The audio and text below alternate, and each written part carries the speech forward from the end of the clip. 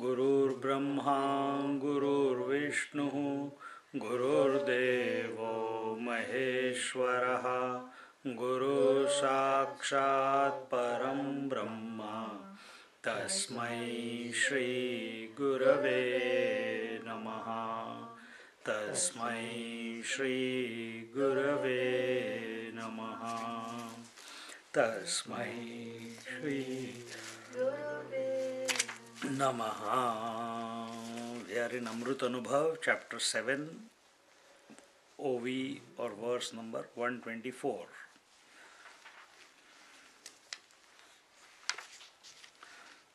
The thought we were looking at was, by transcending this difficulty, creation in non-creation, the self has opened the doors of knowledge to seer-seen duality.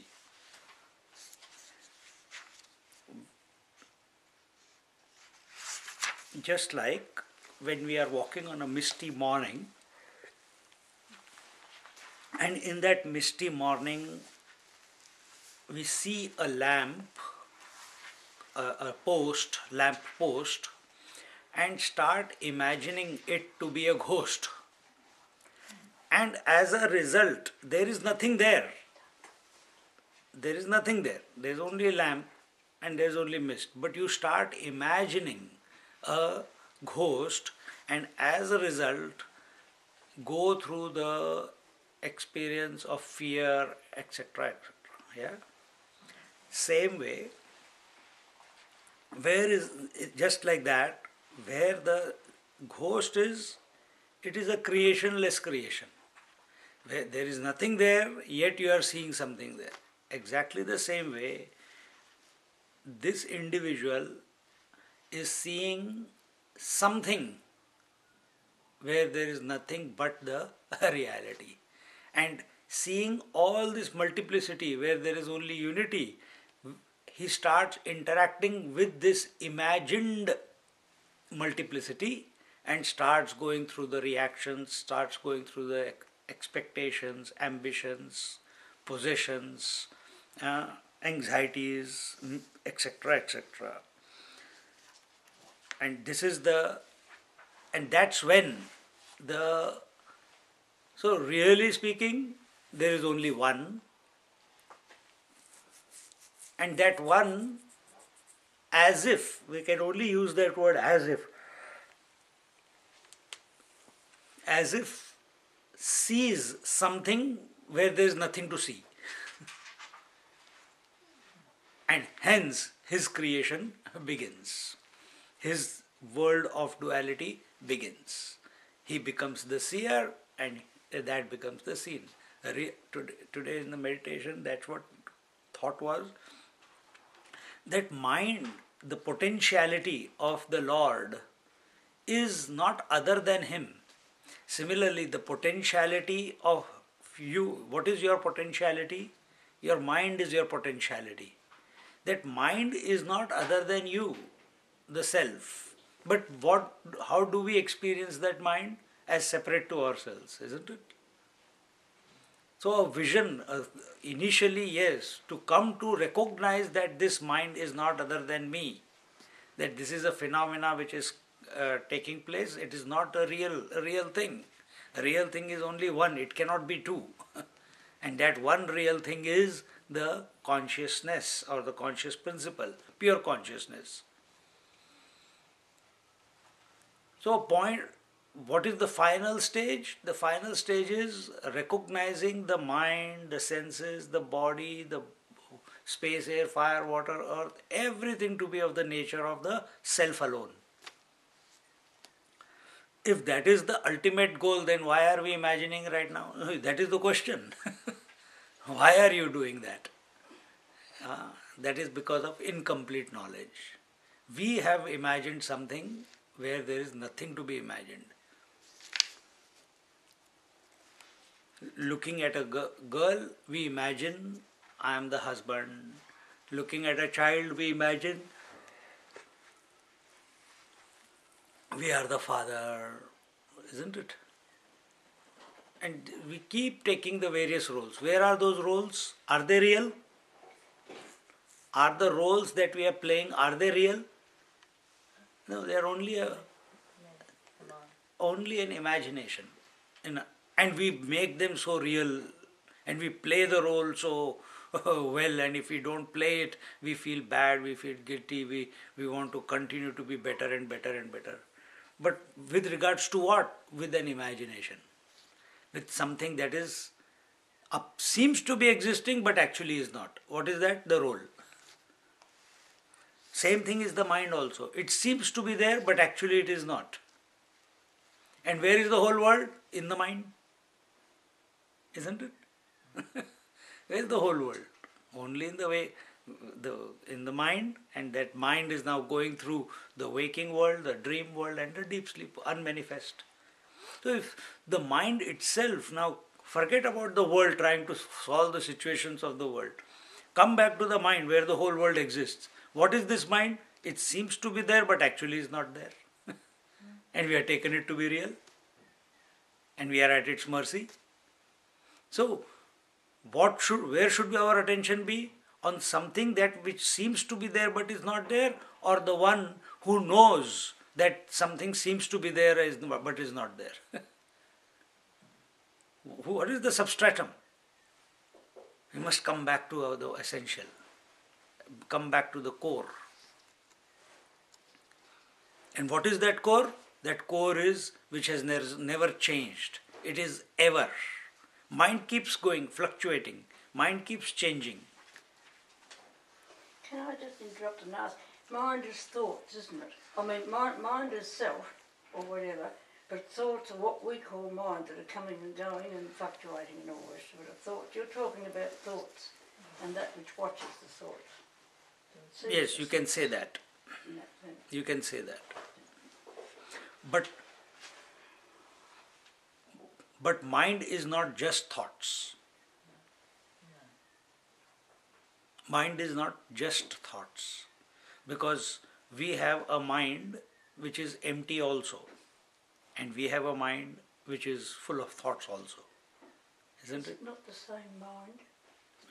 It is. But when you say that mind is thoughts, it is not a complete understanding.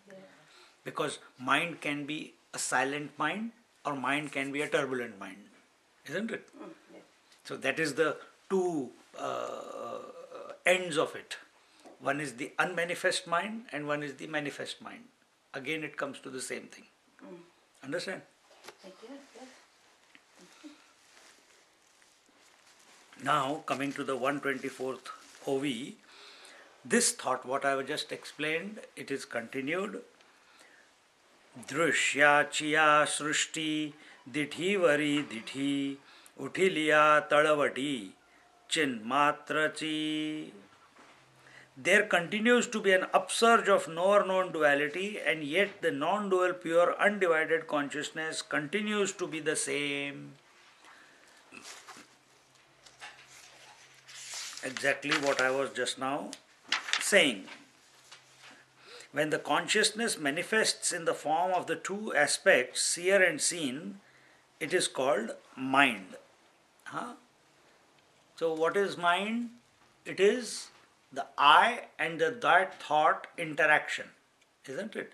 The seer is the I and the seen is the that. And this continuous interaction between the I thought and the that thought brings about something called mind. Every thought arises in the mind like a wave on the ocean, like a throb or sphurna or manifestation of the potentiality in the pure consciousness. The thought has two aspects. One is the content of the object the idam vritti, and along with this, the knower, the aham vritti is also born. What I just now told you. Now these two, where is the wave existing? Is it existing in water or is it separate to water? It is the water, right? Where is the thought arising? Is it arising in consciousness or is it outside consciousness? In the consciousness. In the consciousness, as the consciousness. Okay? So, really speaking, the thought is nothing but the reality, but when it appears as a wave thought, then it is called, that thought is of two types. One is the knower thought, one is the known thought. Just like water is there, but you see the water as what? The wave. But then where do you say, you don't say the wave is in the water, you say wave is in the ocean, isn't it? You say wave is in the ocean. See? Similarly here, the wave is in the thought wave is in the consciousness. Why is it called a thought wave? Why is it called a thought wave? Because that thought wave has come about because of the I and the that. These two when they come together, then the thought wave is created. But it's all one thing. It's all one thing. That's a miracle, isn't it? It is. But that is the phenomena which cannot be worked out. But this is the best way that the scriptures can explain. It cannot be worked out. You can little bit understand, but when you start thinking about it, you will vanish. When you start thinking about it, here the idea is not to understand. Here the idea is to come to some semblance, and while we are contemplating in this, we vanish. Because the purpose is what? Amrutanubhava. Amrutanubhava is what? Nectar of experience of the nectar of immortality. That is our goal. So all these approaches are given by looking at ourselves so that we come to recognize we are that immortal reality. It's not to appreciate that there is a I thought or a that thought. It is not to appreciate whether ignorance is there or not there.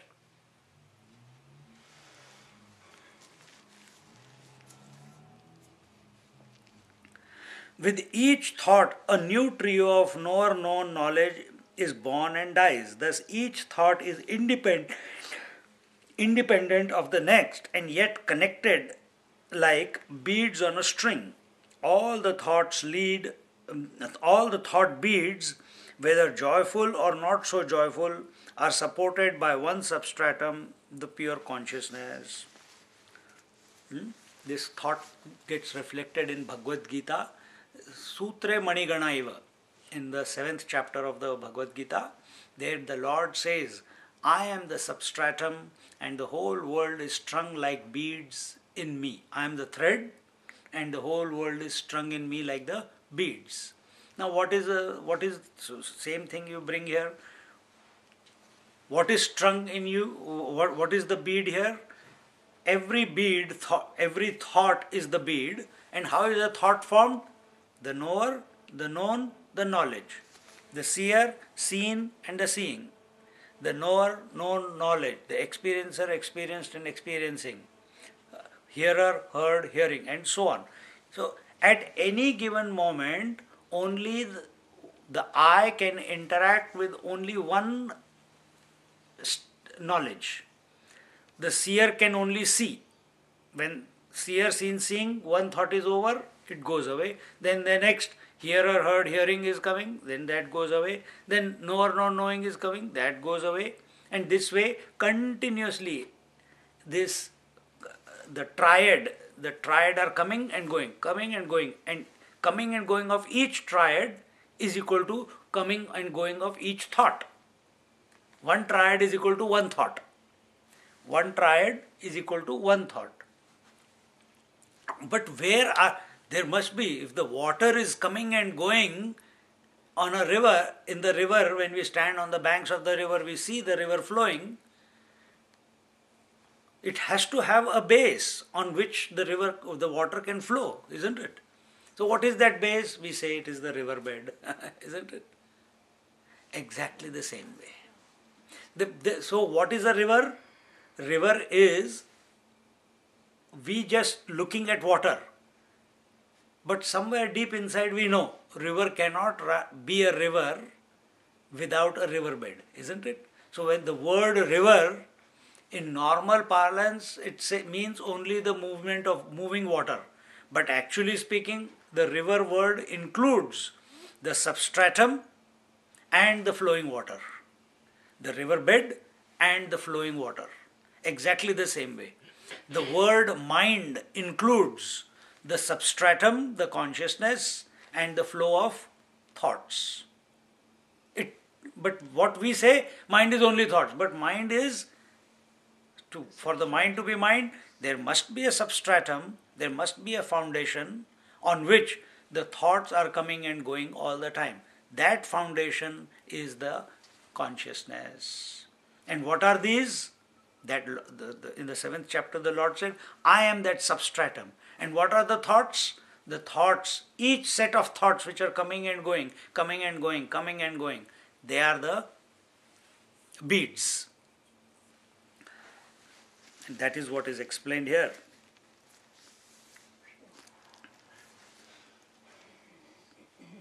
And those thoughts can be good, bad, ugly, divine, ridiculous, anxious thoughts, loving thoughts, devotional thoughts. So many different types of thoughts are there. Now your question will be, might be there in the mind, then what is ego? This continuous movement of thoughts, because a thought can be formed only when the three are coming together, right? At any given moment, I is always one, the that, the known, the seen, the experienced, the heard, the tasted, all these objects of knowledge keep changing, but I always remains the same. So first it interacted with this, one thought came and went, then again second, I interacted with the second one, then the second thought went, then the third interacted, third thought went away. But I remains the same.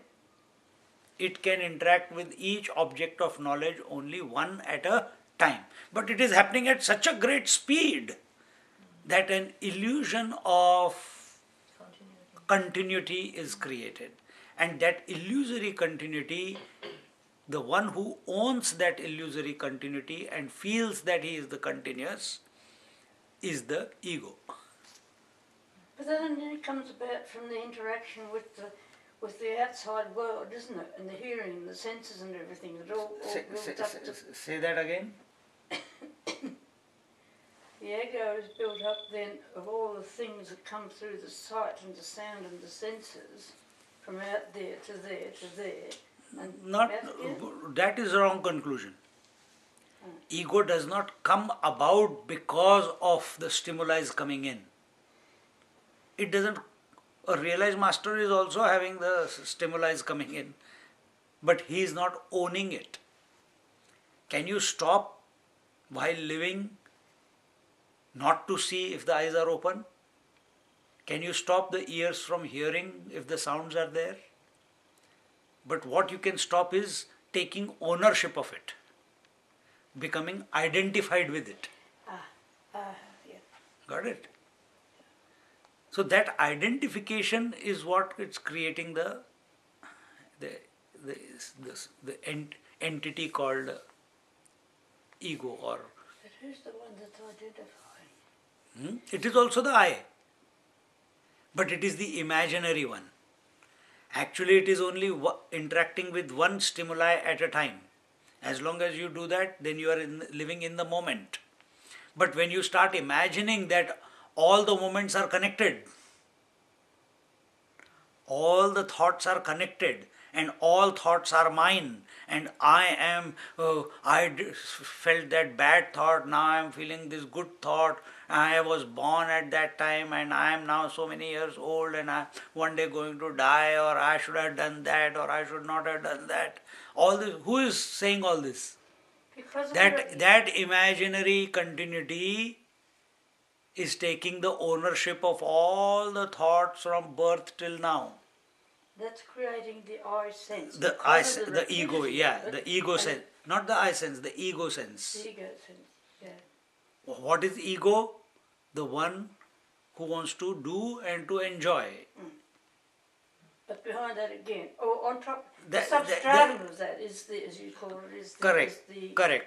complete consciousness. So now that just this says- I has to recognize that it is independent. This is the phenomena of I thought interacting with objective thoughts. This is a phenomena which is going on. This is a phenomena. To recognize that phenomena, first you have to separate yourself from the objective objects. Then when this subject, the I thought, starts thinking of its source, that's when everything gets fear. clear. So also, all the thought beats, whether joyful or not joyful, are supported by one substratum, the pure consciousness. So also there is a new trio of the waker, waking experience and the waking world, with each experience, so also in the case of the dream state, but all these trios, although independent, are supported by the same pure consciousness. Now we just now looked at only the waking state and the thoughts as the stimuli. Now you just divide all the thoughts into three categories. The waker is the I thought, and the waking world is the that thought. The dreamer is the I thought, and the dream world is the that thought. The deep sleeper is the I thought, and the deep sleep world is the that thought. So again, these three are continuously coming and going, and you have taken ownership. You are thinking it is a continuous thing, and you take the ownership of that and become miserable on account of having the sleep or not having the sleep, or on account of a good dream or a terrible dream, and say so also all the thoughts. Now you can see, instead of looking at one what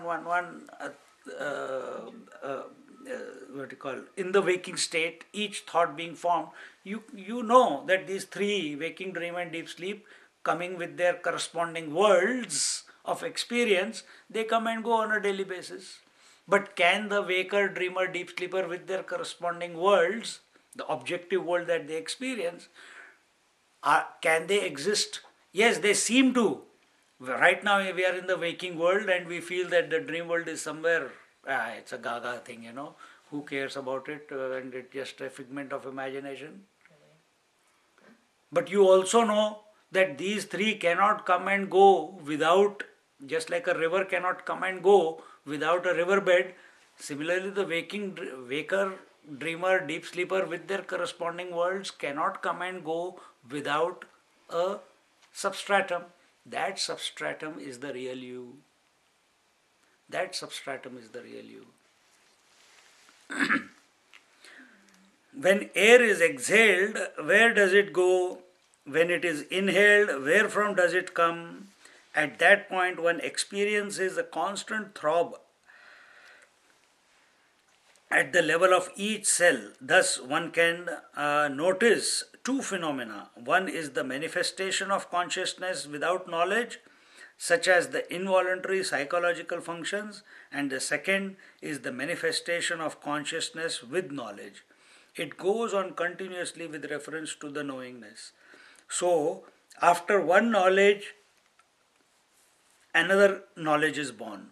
One throb arises in the form of knower known knowledge trio and disappears, and it is rejected. Then the second trio is born, stays for a brief moment, and is also rejected, and so on. There is a continuous eruption of knowledge waves.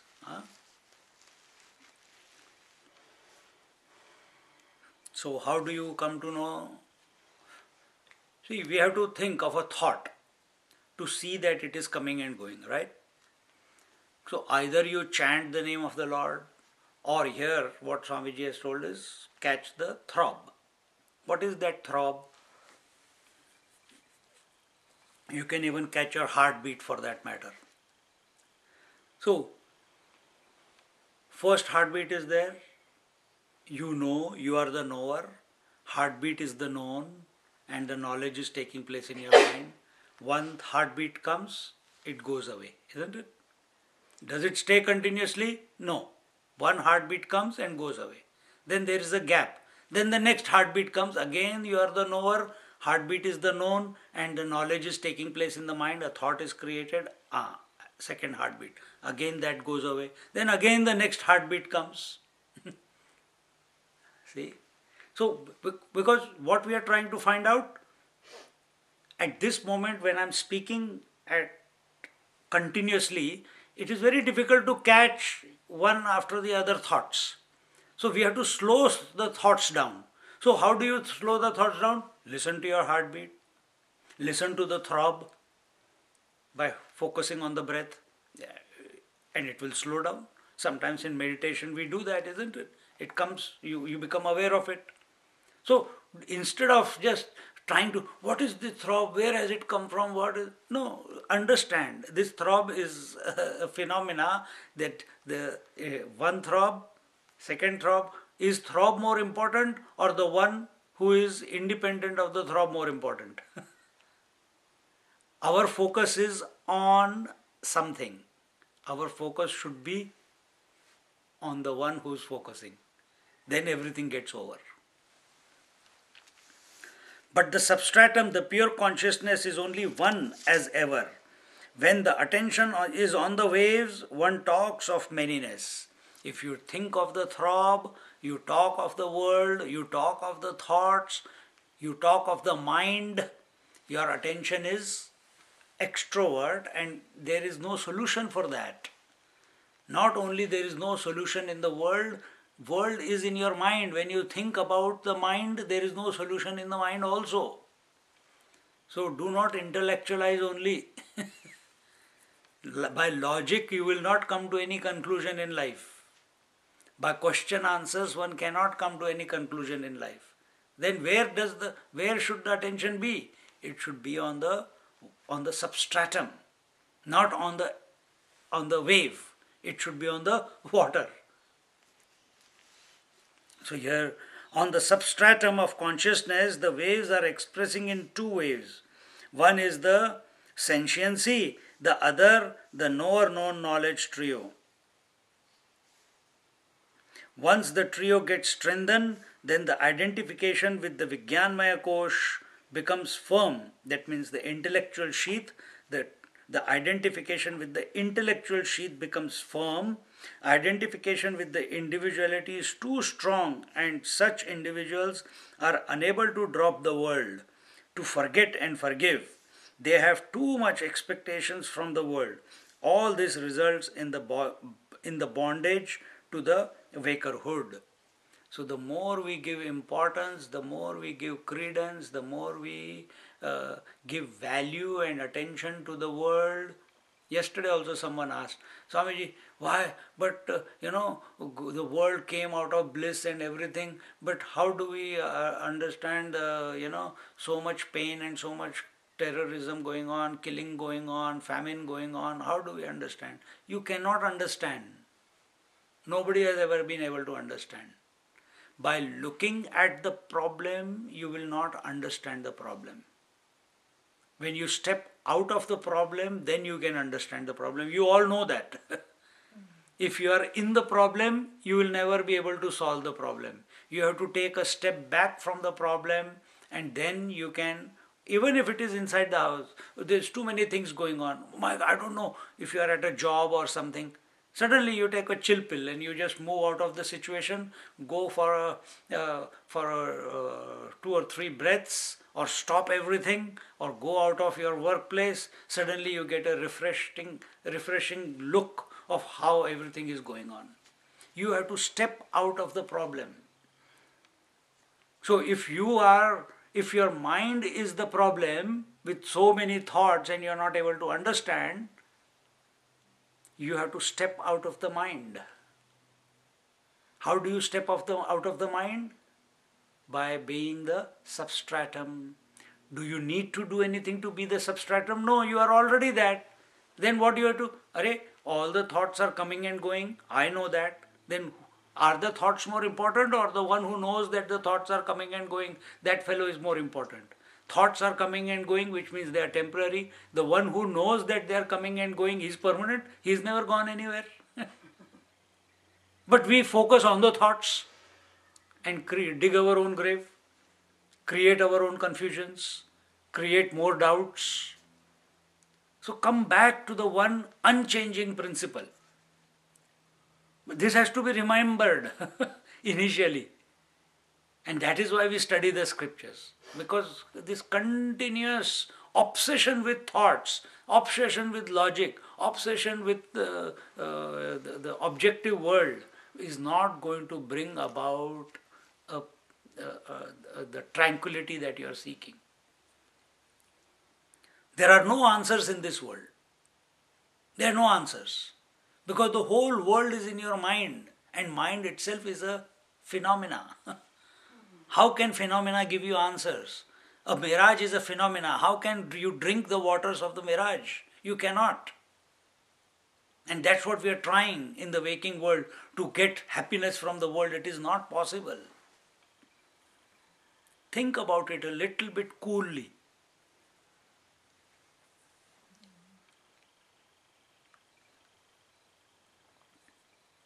All this results in the bondage of the waker.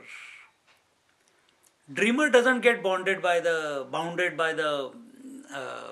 dream world. When he wakes up, he forgets the dream. Next day, new one. Waker, he doesn't want to forget. So, next morning he gets up, again wants to give a lecture. Again wants to understand. Again wants to indulge. See? Obsession. He has not yet given up. The continuity. What he has not given up? He has not given up the continuity.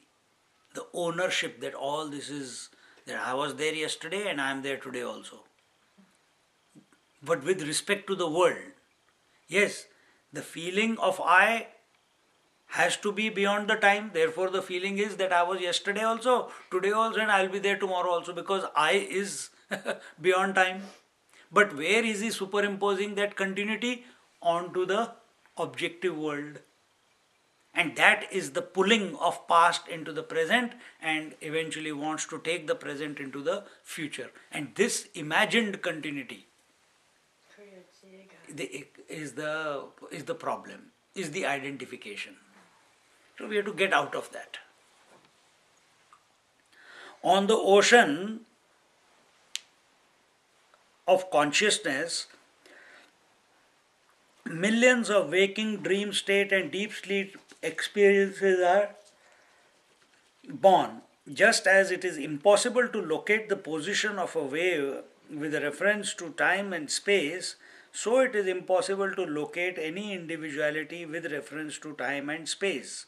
Speaking from the position of the wave, the Lord says, "You and I have taken many births, Arjuna.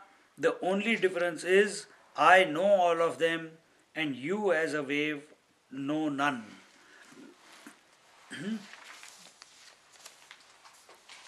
So you also take that position. Don't you know that right now all the thoughts have come and gone? Isn't it? See? When the Lord says, we both have taken many births, that means the I thought and the that thought has taken many births. The total I and the individual I is there. The ocean knows all the waves, the birth of all the waves and the destruction of all the waves. But the individual waves doesn't know all the waves, can never know all the waves, isn't it? Only by taking the position of the ocean, the wave will be able to recognize the presence and absence of all the waves, isn't it? And how will it come to know all the waves? Not through thought. It's its own nature. They are all included in it, isn't it? In the ocean. But as much as a wave, a single wave may try, it can never in its entire this lifetime or many lifetimes, ever come to know all the waves on the ocean. And this is what we are trying to do as an individual. And what is an individual? Who considers himself only to be this body, and with this body we are trying to understand the whole world. It will not be possible. It will not be possible. Then is there any way out? Yes, there is a way out. Recognize that you are something more than this body. What is that? Then the whole scheme is told. You are not the body, you are not the breath, you are not the mind, you are not the intellect, you are the conscious principle. The more you come to abide as the conscious principle, as the substratum, slowly this vision that all the waves are in me will be presented to you. You cannot work it out. It will be presented to you. It will be revealed to you. See?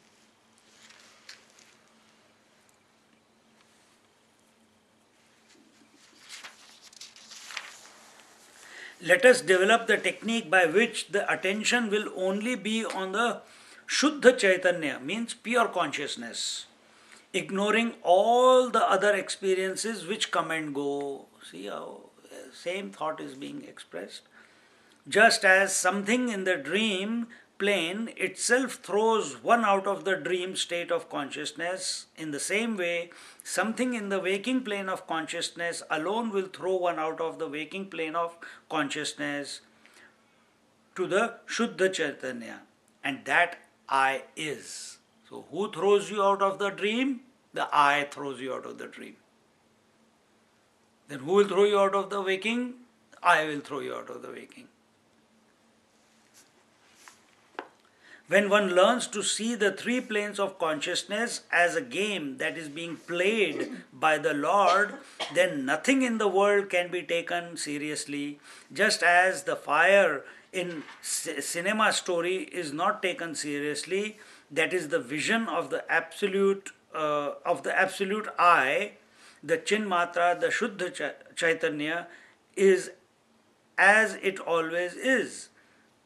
In all the three planes of experiences, to focus attention on this pure consciousness is the only sadhana, and to discover the meaning of relationless relationship is the only goal of human life and a way to explain pure knowledge. So nobody can explain pure knowledge, but they can attempt, and this is one of the ways to an attempt to explain. But what can you explain about a phenomena? You can't. What can you talk about this? You can write books after books about the snake on the rope. But as much as you may write, that snake is unreal.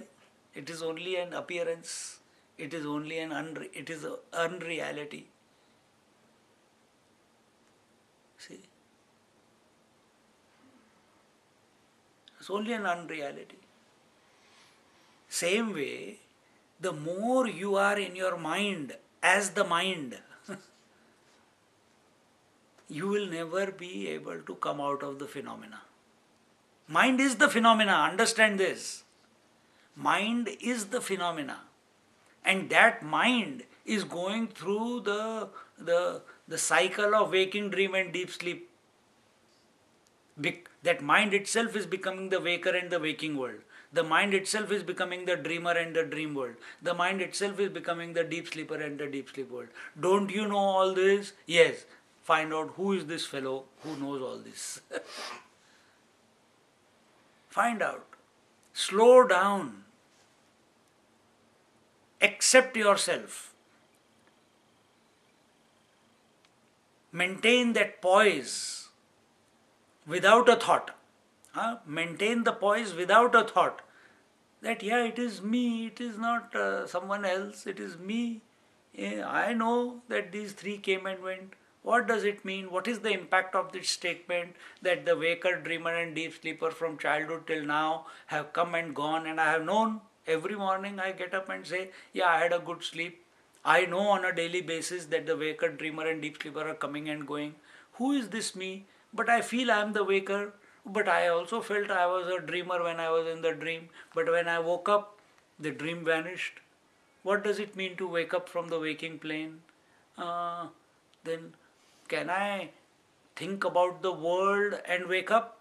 Or do I have to think about what is the true nature of this I who is asking these questions right now?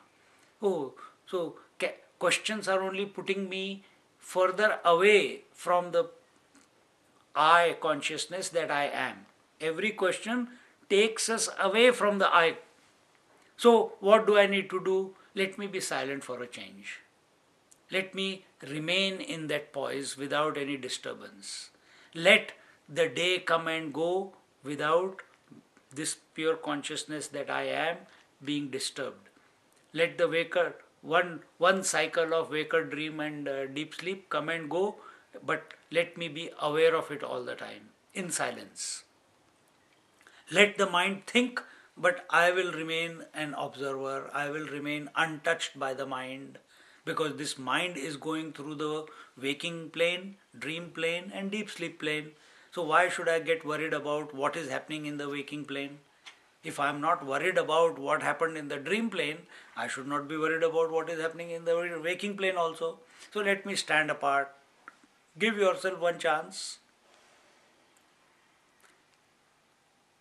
Oh, again I started thinking in this manner.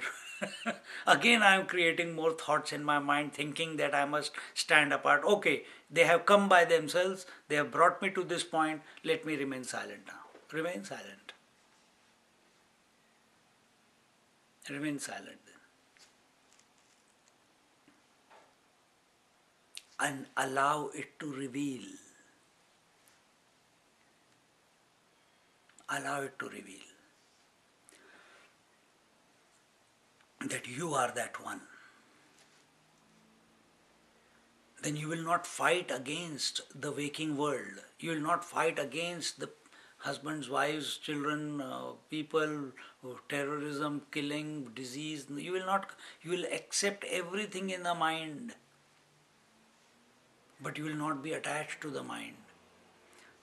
Just like you allow the phenomena of sunrise and sunset to come and go, but do you get affected by it? No, you accept it without any comment. You see the mirage on a hot day, you accept it without any comment. In fact, your wonderment is there. You are fascinated. Oh my God, look at that, how it is, and you show it to the other children and this and that. There is joy. So when you see this phenomena called mind functioning, there will be joy. Hey, look at this, oh my God. Then what will be your interaction with the phenomena? Not of misery. It will be that of bliss. Think a little bit differently. Whatever way we have been thinking has not given us any solution. So think in a different way, in a refreshing way, as Jnaneshwar Maharaj is prodding us to approach.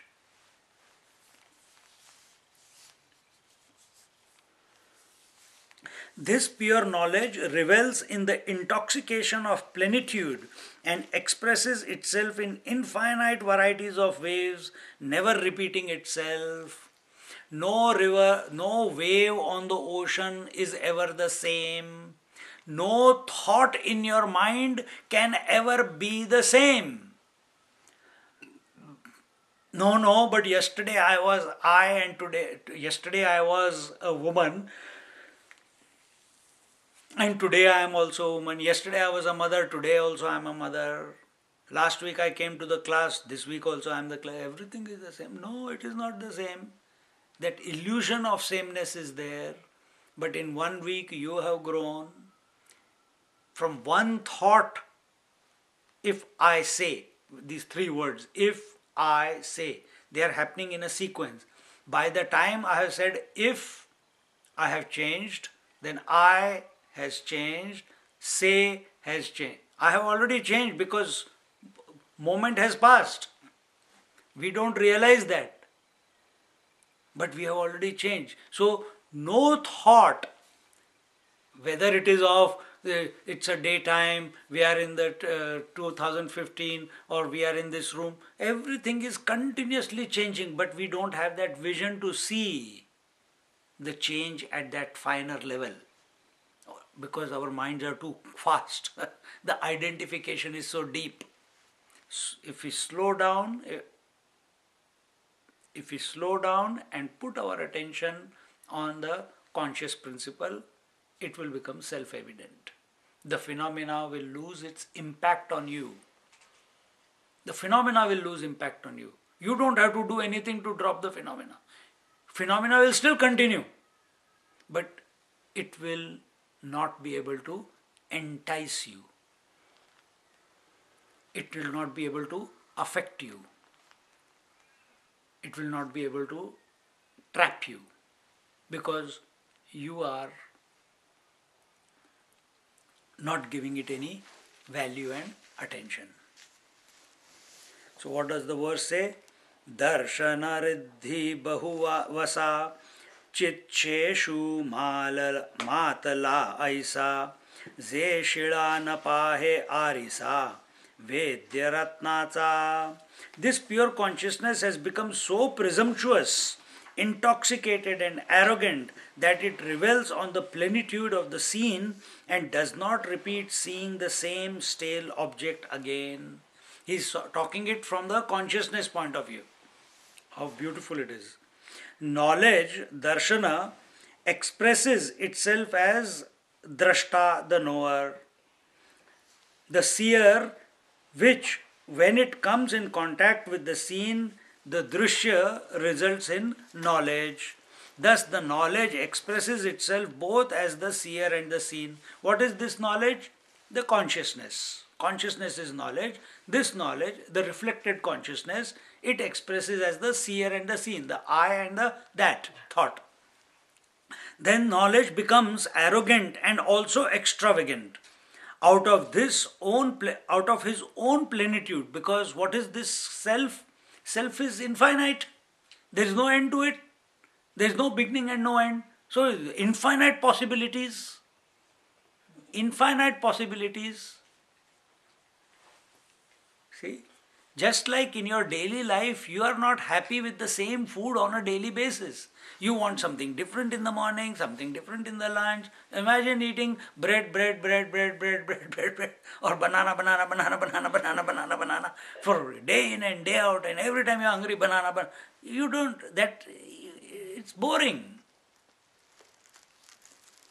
Similarly, the self also does not like it. Because it is inherent in its nature. And what is its nature? Infinity. Infinity. Infinite possibilities. So this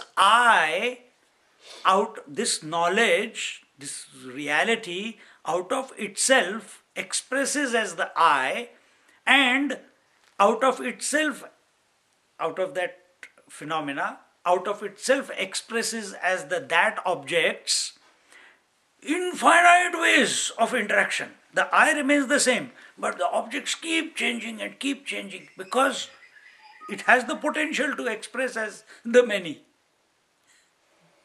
I was going to say, when I get the idea for a painting, there are 1,000 and how many ways to approach variations of Yes. doing even one little dot on the painting. Correct. And it can express itself. And I've got the job of sort of waiting for it to sort of The fall right into the one whole to come out. picture. Yes. But it comes, Yes. That's exactly the same. Yes. So we just conclude this thought and then they can go. Where are we? Therefore, he manifests as a multitude of names and forms, never repeating his creation. Each jewel, object of knowledge, is discarded and a new one is created. There never was a time when this drashta drashya darshana game of the seer seeing the three partners was not being played. It is not unique to one individual, it is universal principle. If this vision is clear, then one will stop reacting to the world and will only respond to it as a divine manifestation. In the same way, every experience of meditation is unique, and it will be against the Lord's luxurious extravagance of abundance to expect a repetition of the same experience. Every experience is unique, but the truth is only one. Thus, that pure knowledge is the center of the circle with no circumference. Paramatma Tattva is akhand mandalakara, means it is homogeneous mass of consciousness. That great circle which has no circumference anywhere but which has a center everywhere. Contemplation on this thought will lead one to that state where one is as extravagant as the Lord Himself, with love for everything and being, accepting every wave of experience as it comes. So beautiful, Swamiji has written the commentary. So beautiful. So how should be our interaction with the world? Out of joy. We should not run away from anything. Every thought, every experience, every sound, everything seen, whatever stimuli are coming, joyfully interact with it.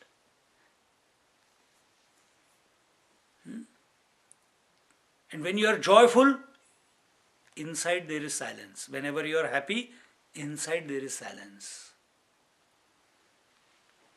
When there is non-attachment, then there is joy. When there is attachment, only misery comes. The fear of losing. Same thing happens on the meditation also. We want the same experience, as Swamiji says. So continue to come back to your essential nature. Recognize yourself as that pure consciousness. Don't become that miserable entity who is keeping grudges, not forgetting the past, not able to forgive itself and the others, who's continuously judging and passing comments. No point. That will only happen when your attention is on the other. But if your attention is on yourself and you come to see yourself in this light, that you are the substratum, nothing but joy will express out of you. And nothing can be done about the phenomena. The mind will continue. Mind will continue, but that expression of the mind is not out of misery. That expression of mind is out of the bliss of the reality. Is out of the bliss of reality.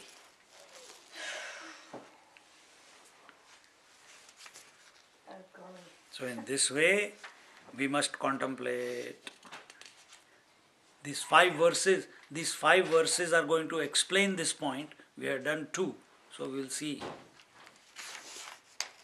Those last few pages have been extraordinary. Extraordinary, absolutely extraordinary. You know, you saw that last week yourself. You said you learned a lot out of it last week. We've got a lot out of the last. Yes, that's right. So in this way, we must contemplate what Jnaneshwar Maharaj is telling us. Come back to yourself again and again. Come back to the real you again and again. And all this attempt is to make you recognize the real you, in spite of the phenomena. It's self-evident. It's self-evident. But unfortunately, we covered up with all this bloody bullshit. Again, that is an excuse we are giving to ourselves. So, if it is right now, something clicked, so she said it is self-evident, remain in that, without commenting that we are covered by all this bullshit. No, don't go in that direction. The more you go in that direction, the more you are immediately you have disconnected from yourself. The moment you give that how you have been caught by the world, even though it is self-evident when you come to and listen to a satsang, you are allowing the world to impact you by talking about it. If it is self-evident, remain silent and remain in the glow of that self-effulgence that you are. Allow it to spread its waves of bliss. Allow it to spread its knowledge. Allow it to reveal itself in its entirety. But the moment we think about the world, again it gets constricted into individuality. So the individuality is also the I, the totality is also the I, the absolute is also the I. But what is individuality? Which is thinking of everything else. What is totality? Which includes everything else. What is absolute? Which is one without a second. So if we are going to talk about the world, we are individual. If we include the world in the definition of I, then there is no need to talk about the world. We accept everything, reject nothing, retain nothing. That is the state of totality. Then there is nothing to comment about. Then that is the poise that we are just now, that's why I corrected. So maintain that poise. So for one moment it clicks, it is self-evident. Then remain there. Be that. Be that. Don't sabotage it by thinking. Because it's beyond that feeling that came, or that disposition that came about was not because of the thinking. It was not because of a feeling. It was not because of the mind. It was beyond the mind. So be there. Be that. And the more we be in that, it will...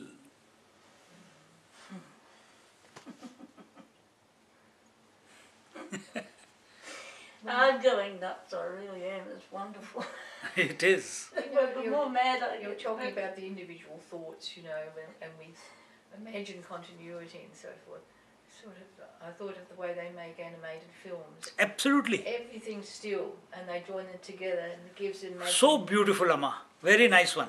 Yes. Very nice one. yeah, that's you explain that more to me afterwards. I'm knowledgeable one. Just now someone sent me an SMS and a WhatsApp, and they got a book, and they have drawn the cartoons. Yeah.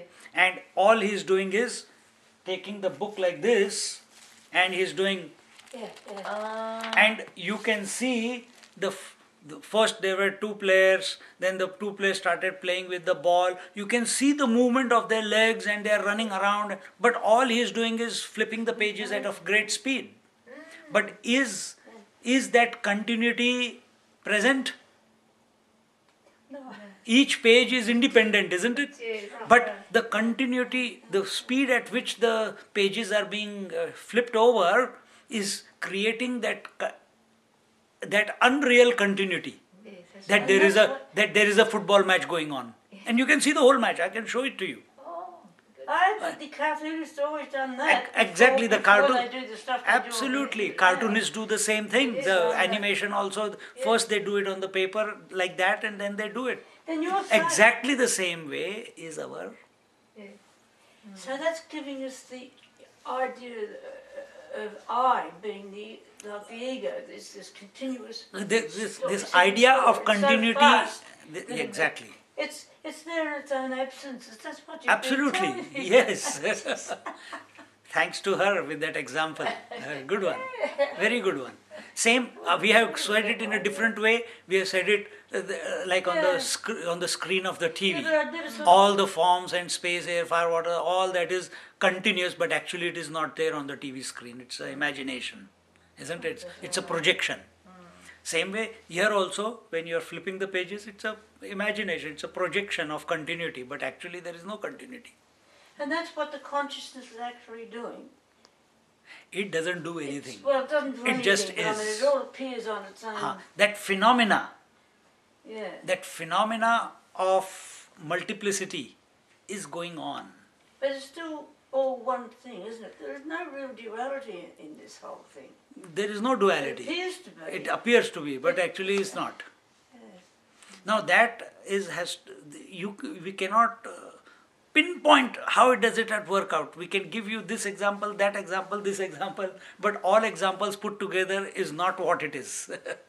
They can give you different visions of how it could be, but what it is a unique one. The whole thing is, though, with all these examples that you give, I might see it in one example, grasp the truth, but somebody else, because of how they're made up, will see another example, and that's right for them. It's all the same thing. But what we are saying is, each example is giving you a different take of approach to that reality that you are. All examples put together, even for one person, is not equal to understanding. No. You cannot understand it. No. It has to be revealed. It has to click from within. Yeah, And that possibility, because what is reality? Which is self-knowing. No amount of examples, no amount of inference, no amount of techniques, no amount of anything is ever going to reveal it, because it is self-revealing. But what scriptures and studies and satsangs do, bring your attention of the mind to yourself, so that that self-revelation becomes possible. So that the mind slows down, and this self which is always there, which is self-revealed, starts revealing itself, and suddenly it clicks to you that, hey, without a thought, that yes, I am that. But we need to come here. In, And all over you a don't period of you don't time. need to. Don't need to. But You don't it need does. to, Yeah. because you feel that you need to come, so you need to come. But if there are so many people who are completely content and they have come to know that within their own self as their self without any support. But if you feel that there is still time, why remain sitting watching TV or go do unwanted stuff when this is so exhilarating? Oh, So better to be in such company rather than that company which takes you away from yourself. Isn't it? That's why we keep doing satsangs, so that we keep reminding, even though no reminder is required. why But do I we- wake up every morning? In my bedroom, it's my study, because I've got all my books and notebooks and everything around. With this we conclude, and then we'll talk. Because Oh, sorry. Conclude the session. Om Purnamada Purnamidam Purnat Purnamudachyate Purnasya Purnamadaya Purnamevavashishyate. Om Shanti Shanti Shanti. Harihi Om Shri Gurubhyo Namaha. Harihi Om.